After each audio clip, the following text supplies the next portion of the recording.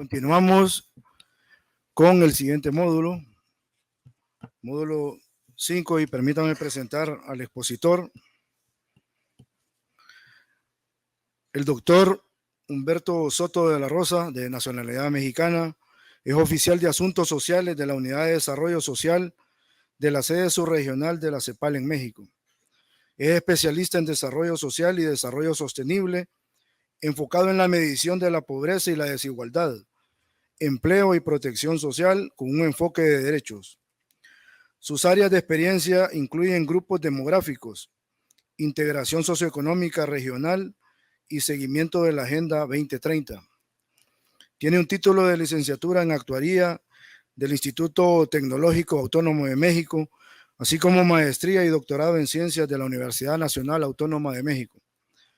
Previamente trabajó en el Programa de Transferencias Condicionadas de México y como investigador académico y docente en Economía y Estadística. Con ustedes el doctor Humberto Soto de la Rosa.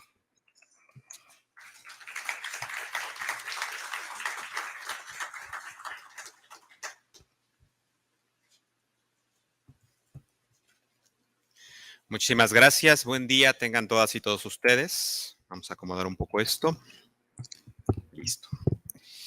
Para mí es un gusto participar en esta ocasión, en esta segunda jornada del curso estándar sobre desarrollo social y protección social. En esta ocasión, impartiendo este módulo quinto.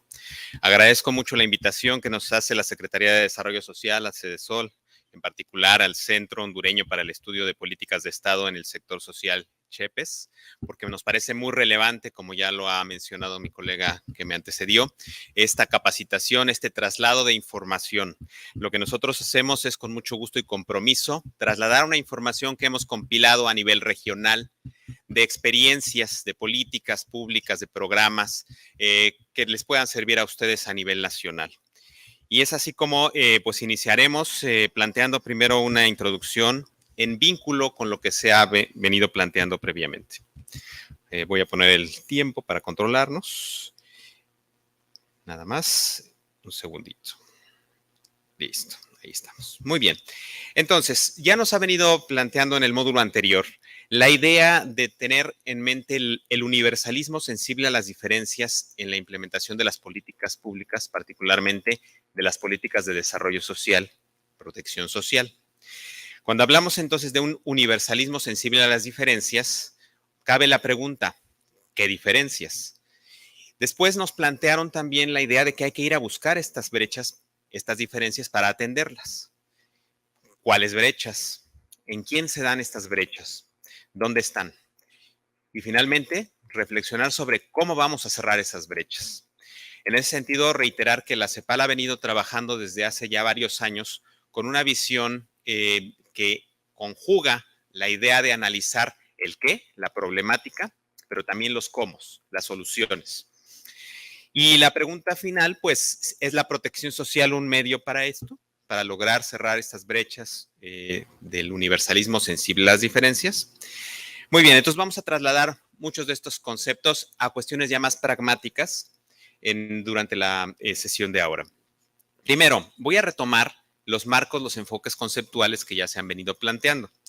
A mí me gusta plantear mucho el análisis de estos temas, partiendo de primero un marco conceptual y luego un marco ordenador de ideas. Como marcos conceptuales, retomo el marco del enfoque de derechos como base fundamental. Este año se celebra el 75 aniversario de la Declaración Universal de los Derechos Humanos. Y es justamente esto lo que nos enmarca como un eje orientador. Lo que tenemos aquí es, esta declaración nos plantea distintos derechos. Ya habían hecho referencia en el módulo anterior a los DESCA, los derechos económicos, sociales, culturales y ambientales. En este caso, lo que estamos planteando es la importancia de hablar de derechos como el derecho a un bienestar, una vida adecuada, pero también derechos específicos, como el vestido, la alimentación, la vivienda, la salud, la educación y otros aspectos de libertad cultural, acceso al progreso. La idea es encontrar estos mecanismos para que toda la población tenga garantizados, protegidos sus derechos humanos. Un segundo marco que nos conmina a trabajar en este tema es la Agenda 2030. En particular me enfoco en dos de los subrubros que plantea la Agenda 2030. El primero es la reducción de la desigualdad en todas las dimensiones en su centro. Como decíamos al principio, estamos buscando un universalismo sensible a las diferencias, y las diferencias están justamente plasmadas en las desigualdades.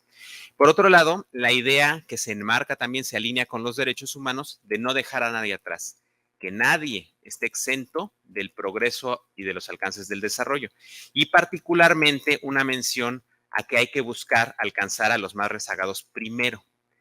En ese sentido, se articula con la mención final del bloque anterior de que sí, buscamos la universalidad, pero progresivamente, ¿no? Con priorización a unos grupos poblacionales que particularmente tengan mayores brechas o que históricamente hayan estado rezagados de esos procesos de desarrollo. Con estos dos marcos conceptuales de base, nos trasladaríamos a un marco más ordenador, que es justamente la matriz de la desigualdad social. En este sentido, tenemos dos columnas que ustedes pueden apreciar allí, donde la primera es los ejes estructurantes, que nos definirán justamente cuáles son estas poblaciones específicas en quienes vamos a ir a buscar las diferencias. Poblaciones que pueden estar segmentadas por nivel socioeconómico, es decir, por el nivel de ingresos que tienen o de riqueza, pero también población de diferente género, hombres, mujeres particularmente, la raza, etnia, personas indígenas o afrodescendientes, el ciclo de vida, dependiendo de la edad que tienen las personas, van a pasar transitando por distintos temas que van a estar enfrentando en cuanto a diferencias o brechas, el territorio como una cuestión relevante de ruralidad o de grupos habitando en lugares marginales, y otros factores como puede ser la condición de discapacidad, como puede ser el estatus migratorio o la orientación sexual, la identidad de género. Entonces, estas son las diferencias en cuanto a las personas. ¿En qué se manifiestan estas diferencias? Es la segunda columna, los ámbitos de derechos en los que inciden. Aquí se articula el enfoque de derechos. Derecho al ingreso, al trabajo, a la protección social, a la educación, a la salud, a distintos servicios básicos, a la seguridad ciudadana, una vida libre de violencia y a la participación en la toma de decisiones. Entonces, estos son los derechos en los cuales vamos a ir a buscar las diferencias, y aquellas son las poblaciones a quienes vamos a buscarle las diferencias. Y por supuesto que retomamos el marco ordenador de ejes estructurantes de la protección social, de las funciones como tal que ya se habían planteado en el módulo anterior. En ese sentido, estamos hablando de ingresos adecuados para un nivel de bienestar suficiente. Es decir, cuando planteamos el enfoque de derechos, queremos garantizar que las personas tengan ese nivel de vida adecuado. Y generalmente, pues lo que necesita son recursos para adquirir satisfactores de las necesidades básicas. Pero también hay otro conjunto de satisfactores que pueden estar siendo garantizados por el Estado a través del segundo nivel, que son los servicios sociales. Puede ser salud pública, educación pública, los servicios públicos de agua, de saneamiento, o un acceso a la vivienda a través de promoción de programas públicos. Y un tercer nivel que también se enmarca en los derechos, que es el derecho al trabajo decente, que además tiene una acepción adicional. Al lograr que las poblaciones tengan una inclusión laboral y un trabajo decente, por ende también vamos a lograr que tengan un ingreso suficiente. Y eso va a repercutir también en el primer bloque. En general, nosotros tenemos la visión de que la mejor forma de asegurar el ingreso de la población es que tengan justamente ese ingreso a través de un empleo digno. Pero para ello necesitamos articular todos los temas que hemos venido planteando de una forma integral. Entonces vamos a ir platicando justamente de todos estos temas a través de la presentación, con el objetivo último de que lleguemos a la igualdad. La igualdad ese es el fin. ¿Cómo lo logramos? Con políticas universales pero sensibles a las diferencias. Y aquí hago una mención particular a que hay en general un esquema de política social que a su vez va a tener varias subcomponentes. Se hacían planteamientos, inquietudes sobre cómo logramos cerrar todas estas brechas. Bueno, hay muchos mecanismos que tienen que articularse entre sí. Por supuesto que uno de ellos es muy importante, las políticas de combate a la pobreza, y que no estamos mencionando aquí que tengan que olvidarse o omitirse. Más bien, lo que queremos plantear es que esas políticas de combate a la pobreza se combinen a su vez con políticas de protección social que vislumbren el cierre de brechas de desigualdad de las poblaciones. Porque justamente en algún momento se hace la pregunta, el planteamiento, hacemos un gran esfuerzo por sacar a las personas de la condición de pobreza con políticas de combate, pero no logramos vislumbrar un efecto amplio, un mantenimiento de la tendencia a la baja de los niveles de pobreza. ¿Por qué ocurre esto? Y esta inquietud se traslada a nivel regional. Lo que va ocurriendo es que sí, algunas personas salen de la condición de pobreza, pero entran en una condición de cierto nivel de vulnerabilidad. Y ante la ausencia de políticas de protección social, en muchas ocasiones con choques económicos, una pérdida de ingresos, un accidente, un problema de salud o simplemente cuestiones externas como los desastres, la pandemia, otros aspectos que afectan la vida cotidiana de las personas, retornan al nivel de pobreza al que estaban antes. Entonces tenemos un círculo ahí que no estamos logrando mantener, no estamos logrando mantener a la población que sale de la pobreza en esa condición. ¿De acuerdo? Entonces, por eso se refuerza la idea de que la protección social complemente las políticas de combate a la pobreza y que esto a su vez se complemente con otras políticas.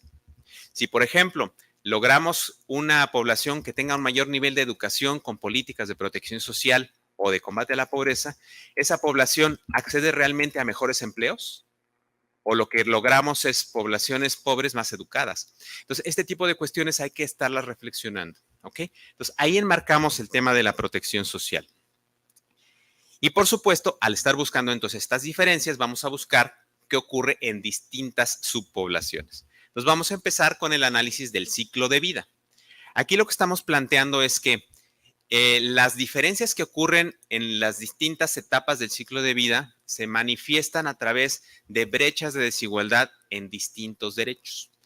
Entonces, por ejemplo, a la infancia no le vamos a buscar garantizar un empleo. Al contrario, de hecho, lo que queremos es que no trabajen los niños y niñas, que estén en la educación. Pero obviamente en la juventud ya querríamos que ese tránsito de la educación al empleo se dé y que posteriormente en la adultez se genere una capacidad de trabajar en empleos más productivos, más remunerables, para que cuando llegue a la edad de la vejez puedan tener ahí un esquema de protección, seguridad social, que les permita vivir sus años de vejez en unas condiciones dignas, con una pensión y con acceso a servicios sociales. Entonces, estamos hablando de diferentes temáticas. Aquí es donde estamos buscando las diferencias en las poblaciones. Y por supuesto, estamos hablando transversalmente siempre de las tres funciones de la protección social. Insisto, a lo mejor a la infancia no queremos que tenga ingresos adecuados los niños, pero sí las familias para poder satisfacer sus necesidades. Queremos que tengan servicios sociales de base y posiblemente un énfasis mayor en la educación y como siempre en la salud, pero también en los otros servicios. Y tal vez lo que queramos es no tanto las políticas de inclusión laboral, pero sí en otros grupos poblacionales. Entonces, empecemos con la infancia, analicemos un poco. La idea es que veamos justamente dónde están estas desigualdades en este grupo poblacional, diagnosticar un poco esas desigualdades para después trasladarnos a los cómo cerrar estas brechas. Iniciamos teniendo una reflexión importante de que este grupo poblacional a su vez tiene subgrupos. No es lo mismo la primera infancia que la adolescencia en temas de acceso a derechos. Generalmente lo dividimos en primera infancia de 0 a 5 años, de 0 a 6 años, dependiendo de las normativas de los países, infancia de 6 a 12, de 6 a 13 y la adolescencia 13 a 18. En general, este es un grupo poblacional relevante. 3 de cada 10 personas son niñas y niños. Entonces, no podemos obviar esta característica. A su vez, lo que vemos es que están sobrerepresentados en la población en condición de pobreza. Por lo tanto, se reitera la importancia de seguir con las políticas de combate a la pobreza. Pero aquí, y de esto vamos a estar hablando toda la presentación, encontramos el concepto de interseccionalidad, que es una población que es infante, pero que además es pobre. ¿no? Y vamos a empezar a traslapar ahí los conceptos de los grupos poblacionales, ¿no? Entonces, pues lo que queremos es revertir estos problemas en la infancia. Las carencias tienen estos efectos perdurables. Si desde la infancia se tienen estas brechas, posteriormente puedan replicarse en la juventud, en la adultez y en la vejez. Entonces, queremos que las poblaciones reviertan estos procesos de menores ingresos, de falta de acceso a la protección social, de falta de acceso a los servicios de base, de educación, de salud, de vivienda, y que tengan justamente garantía de estos derechos. Por supuesto que una de las principales consecuencias que queremos evitar es el trabajo infantil. Ya lo dijimos, ¿no? En esta edad no queremos que trabajen, y mucho menos en trabajos peligrosos. También queremos asegurarnos que sean personas que accedan a la educación, que no haya niños y niñas que simplemente no puedan acceder a este derecho. Y por supuesto también que a lo largo del tiempo, conforme van creciendo estos niños y niñas, se mantengan en el sistema educativo, que no pase lo que se evidencia en los datos, que al trasladarse de la primaria o secundaria baja a la secundaria alta, se caen las coberturas de asistencia escolar, probablemente porque tengan que empezar a trabajar para generar ingresos. En temas de salud también es muy importante asegurarnos que en la primera infancia contengamos esta mortalidad infantil, ¿no? Con políticas y programas que permitan eso. Ahorita vamos a llegar a las políticas. Y sobre todo que lo veamos nuevamente a nivel de transversalidad, ¿no? Es más probable que esto ocurra en zonas rurales, en zonas donde la población es habitante indígena o simplemente con menores recursos. Ahí tenemos algunos datos que ustedes pueden ir viendo en la presentación, que son a nivel de América Latina y el Caribe, ¿no? Menores de 5 años en mortalidad en primera infancia, 20,8 de cada 100. Tenemos también problemas de desnutrición crónica que queremos revertir. Y aquí, por ejemplo, se entrelaza la interseccionalidad con que hay una relación fuerte con la condición que tiene la madre, ¿no? Si la madre tuvo acceso a la educación, puede ser que el niño tenga mayor peso al nacer. ¿Por qué puede ocurrir esto? Dos razones. Una puede ser que la madre esté más sensible a estos temas, ¿no? Otro es simplemente que todo lo que hemos estado platicando se conjugue y sea una madre que además esté en un entorno donde tiene mayores recursos. Y entonces, por ende, pues el niño puede acceder a mejor alimentación. En la adolescencia, 1 de cada 5 adolescentes puede llegar a manifestar trastornos de salud mental. La salud ya no es tanto física, sino mental en estas etapas, ¿no? Y lo vamos a ver también en la juventud. Y puede conducir esto a autolesiones, a depresiones, a suicidios. Y el atender estos trastornos de salud mental es relevante y se manifiesta nuevamente más interseccionalmente en población pobre, en población con bajos niveles educativos, entre otras cuestiones. Y tenemos un problema adicional del embarazo adolescente. El embarazo per se no es un problema, por supuesto, pero en la adolescencia una persona, una mujer que tiene la vida por delante y que se embaraza, pues seguramente va a tener truncadas muchas de las posibilidades que posteriormente podría haber tenido para insertarse en la educación, en el empleo, tener mayor autonomía económica. Entonces hay que atender justamente esta situación. Y por supuesto, también esto se manifiesta mucho más en hogares de los quintiles más pobres, en poblaciones indígenas. Insisto, vamos entendiendo ahí dónde están las diferencias del concepto de universalismo sensible a las diferencias. Para poder atender y revertir todas estas brechas, tenemos, como ya también nos planteaba en el módulo anterior nuestra colega Claudia, marcos normativos, tanto internacionales como nacionales, que no solamente nos plantean a digamos, un cobijo de lo que vamos a hacer como política pública, sino que nos mandan una señal imperativa de un mandato, ¿sí? Tenemos en este caso todos los conceptos de derechos humanos en la Declaración de Derechos del Niño y la Niña, pero también otros conceptos de derecho enmarcados en, por ejemplo, cuestiones que plantea la OIT para revertir el trabajo infantil, o cuando ya se llega a la edad adolescente, pues sí se puede trabajar, pero en condiciones diferentes. Entonces, todos estos conceptos los vamos a ir retomando para que podamos plantear alternativas de solución, los cómo, la política pública. Pues, ¿qué podemos hacer en la infancia? Tenemos varias opciones que ya vimos a nivel general en la presentación previa en el módulo anterior, y que ahora vamos a plantear como específicas, ¿no?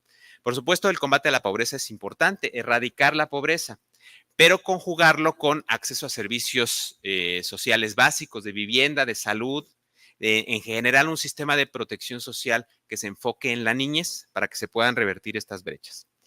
Específicamente, en los subgrupos poblacionales, la primera infancia tendría que concentrar sus acciones en garantizar esta nutrición, pero también este proceso de estimulación temprana. En los primeros años de vida es donde se desarrollan estas sinapsis neuronales que si no se estimula al bebé, no logran desarrollarse adecuadamente y posteriormente eso acarrea una serie de limitantes porque no se puede atender adecuadamente en la escuela cuando se tiene un rezago en estos conceptos. Entonces, estimulación temprana y por supuesto el tema de la protección y los cuidados que va vinculado.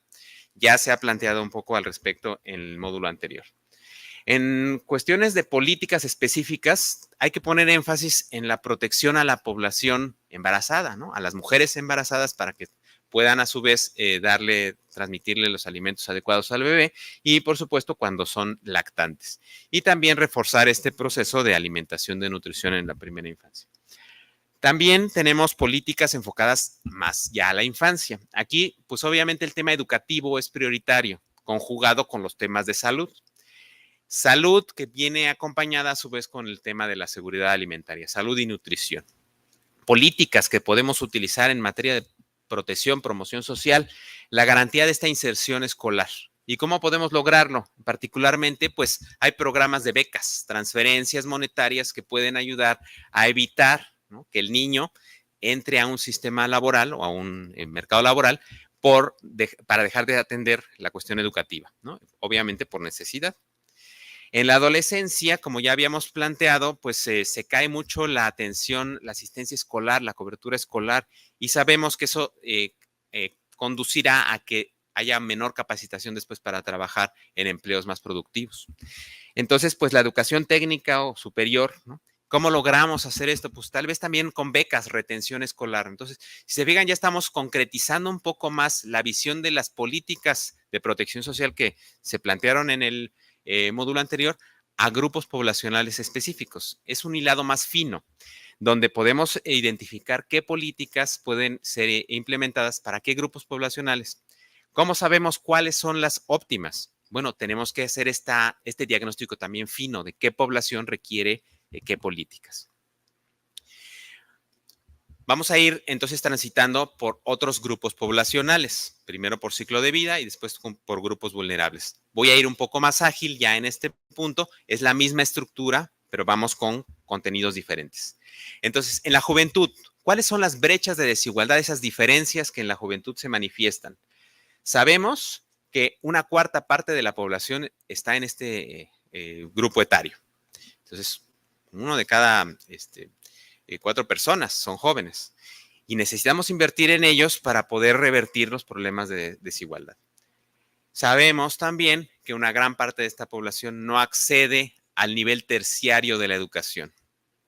Y entonces, pues tienen desventaja. Ahí está la brecha fundamental en el paso educación-empleo.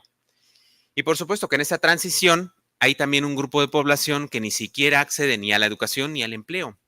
2 de cada 10 jóvenes están en una condición aislada, excluida del mercado laboral o del sistema educativo.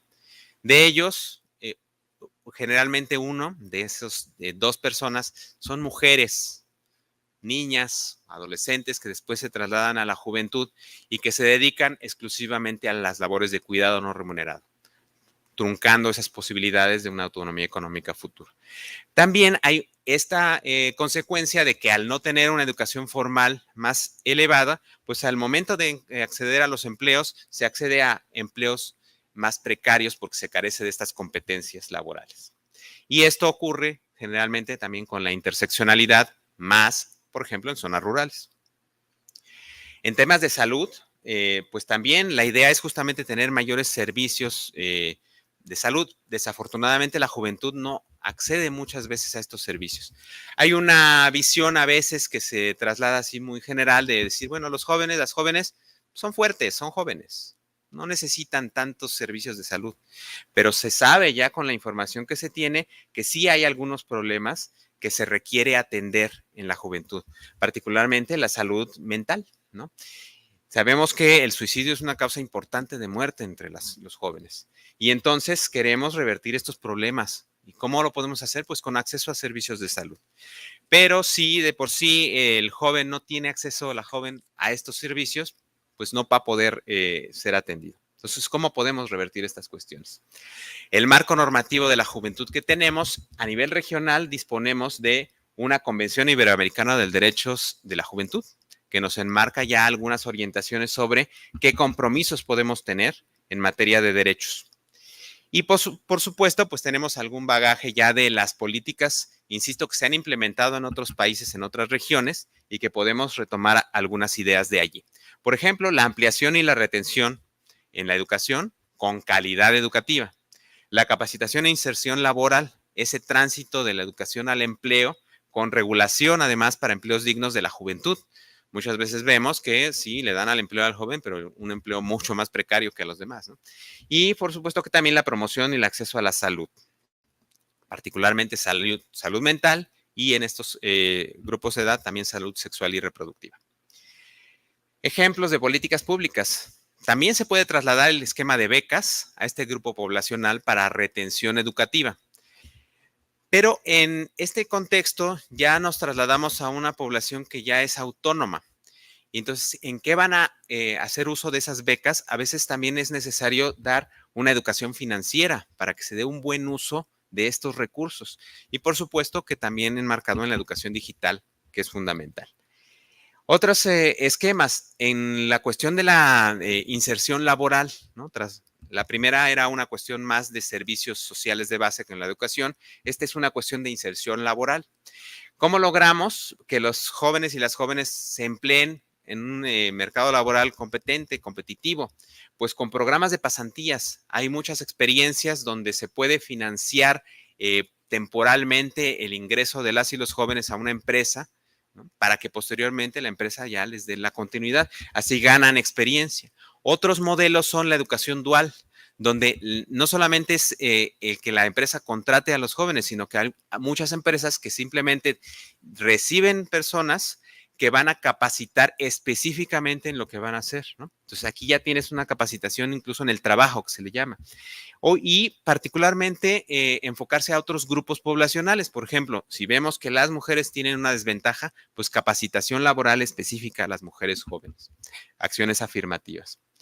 Insisto, todos estos son ejemplos que se han observado que han sido útiles en otros contextos, en otros países. En cuestiones, por ejemplo, de cambios en ámbitos de la salud, ¿no? Decimos así, los jóvenes no tienen acceso a servicios públicos de salud. Si logramos retenerlos con una beca educativa en el sector educación, mucho menos van a poder acceder a la salud por la vía de la seguridad social. Entonces, establecer, por ejemplo, seguros facultativos donde por ser en condición joven le podamos financiar una parte del seguro de salud asociado a una cuestión de dependencia. Y por supuesto también promoción de hábitos saludables y el fomento a una educación sexual y reproductiva. Entonces hay algunas experiencias aquí específicas que se pueden ir trasladando, esto en el marco de la línea de protección social en servicios sociales de base. Nos trasladamos a la adultez. También de repente se plantea que, bueno, los adultos, las personas adultas ya no necesitan tantas políticas de protección social, pero lo que hemos visto es que realmente también hay cuestiones que analizar. Hay una brecha de desigualdad manifiesta en las poblaciones que, por cierto, esta población es la más voluminosa, la que más representatividad tiene en el contexto de la vida de la población. Va incrementando además. Y esto, en principio, plantea o ha planteado históricamente un concepto de bono demográfico. La gente que investiga estos aspectos dice, bueno, es que la población en edad de trabajar es mayor relativamente que las poblaciones en los grupos infantil y adultos mayores. Y eso es positivo porque tenemos más gente que puede producir y atender a las poblaciones dependientes. Sí, siempre y cuando esa población pueda acceder a un empleo con ingresos de calidad. Si no, pasa lo contrario, ¿no? Tienes ahí un grupo poblacional con problemáticas. Entonces, tienen que ser capaces de generar el empleo, ingresos, pero los beneficios no están garantizados justamente porque eso no ocurre. Y además hay un grupo amplio de la población que depende económicamente, ¿no? El grupo de las mujeres en particular, ¿no? Entonces, ¿cómo logramos que eso también se revierta para que esta población también genere capacidad de tener un empleo decente? En el diagnóstico lo que observamos es que los ingresos son muy desiguales. Ustedes en este país tienen mucho más información sobre esta peculiaridad. Hay una gran población que no accede ni siquiera al salario mínimo, al ingreso mínimo, a pesar de estar trabajando y de trabajar no menos horas. Y también tenemos un problema de informalidad, un problema en el cual la gente está trabajando sin prestaciones sociales, en trabajos más precarios, con brechas de acceso a la seguridad social. Entonces, todo esto, pues, son cuestiones que hay que revertir. Y encima nos llegan los cambios tecnológicos, el cambio en el mundo del trabajo, que hace que haya un grupo poblacional adulto que, a pesar de que estaba capacitado para algo, se vuelve obsoleta su capacitación. Entonces hay que recapacitar, hay que actualizar a esta población. Entonces, en estos contextos, esto es difícil de adquirir una actualización en contextos rurales, en contextos de menores ingresos o de menor nivel educativo. Entonces, ahí están las problemáticas que hay que revertir. ¿Qué marcos tenemos? En la población adulta no hay un marco específico, pero tenemos todos los marcos de derechos humanos, los derechos económicos, sociales, culturales, ambientales, y también una amplia gama de convenios internacionales, sobre todo del tema del trabajo, ¿no? Para que garanticemos derechos laborales, derecho sindical, derecho a la abolición del trabajo forzoso, a la seguridad social, entre muchos otros. Entonces, ¿qué podemos hacer para impulsar el cierre de brechas en este grupo poblacional? Estamos por los componentes de la protección social, ¿no? Seguridad básica del ingreso. Insistimos, bueno, para que la gente tenga ingresos, fundamental, pues que tenga empleo de calidad primero. Si no lo logras con creación de empleos suficientes, porque también hay muchas personas que no lo tienen, pues transferencias, ¿no? También entrar en el concepto de las transferencias monetarias. Y lo que decíamos hace rato, ¿no? Podríamos llegar a encontrar un grupo de población que originalmente era pobre, con transferencias monetarias lo logras sacar de la pobreza, con complementariedad de política pública logras que se capaciten y accedan a un empleo. Pero esa población llega a la pandemia y pierden el empleo y regresamos al mismo lugar que empezamos. Entonces, por ejemplo, seguros de desempleo temporal para que esa población no pierda totalmente sus ingresos podría ser una solución, una alternativa. Tenemos otros programas en la función de la protección social de servicios sociales de base, pues salud preventiva. Sabemos también que si prevenimos la salud en una edad temprana, cuando lleguemos a la vejez vamos a tener como Estado menos carga para atención de poblaciones con enfermedades crónicas. Deporte, cultura, prevención de la violencia, un tema que también se ha venido comentando previamente. Y en el tema de la inserción laboral, pues este cierre de acceso a trabajos, ¿no? Esas brechas de acceso a trabajos dignos, sostenibles, con ingresos suficientes. ¿Cómo logramos esta implementación? Pues con acciones de distinta índole. Podemos dar, como decíamos, capacitación para el trabajo, ¿no? Por supuesto que no vamos a lograr que una persona que no tiene las capacidades, pues ingrese a un empleo decente. Entonces, vámonos un paso atrás, capacitemos. Podemos lograr con formación dual, con convenios con el sector privado. Podemos tratar de buscar evitar la informalidad, ¿no? Lograr impulsar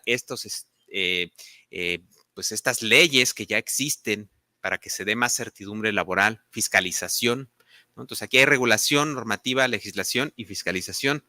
Y, por supuesto, que eso asegure el acceso a la seguridad social y un salario decente. Hay, por ejemplo, una política de salario mínimo que se puede implementar, ¿no? Sin embargo, nosotros tenemos una política de salario mínimo sólida, donde el salario es decente, el mínimo aunque sea. Pero la fiscalización no se da y las empresas de todos modos contratan a la gente por debajo de ese salario mínimo, no logramos el objetivo. Entonces empieza aquí también este tema de la integralidad de las acciones. Incremento en la cobertura de protección social con derechos laborales, por ejemplo, para población por cuenta propia, ¿no? Esta idea de que la informalidad se, de alguna manera, formalice, ¿no? Puede ser seguros voluntarios, pero obviamente hay que proveer incentivos para que gente que se dedica a trabajar por cuenta propia se inscriba en la seguridad social, con los beneficios que ya sabemos, ¿no? Porque tendría acceso a la salud, tendría acceso a ahorro para una pensión en su futuro. Y pues bueno, las modalidades nuevas del trabajo hay que regularlas, ¿no? Estas nuevas opciones para que la gente se emplee con pues reparto o ser un chofer de una plataforma, pero que muchas veces están como que en el limbo legislativo, ¿no?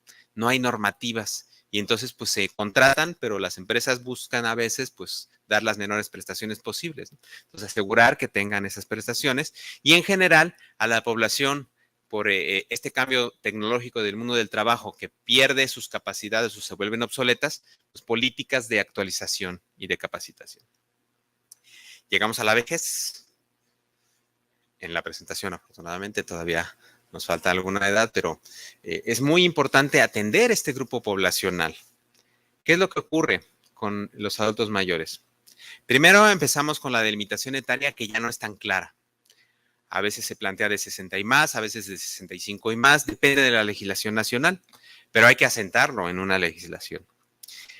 Lo importante aquí es tener en claro que el grupo poblacional adulto mayor tal vez ahora sea minoritario, pero conforme vaya pasando el tiempo va a ir incrementando. Se estima que a nivel regional, ahí se va a duplicar la población en términos relativos de adultos mayores, ¿no?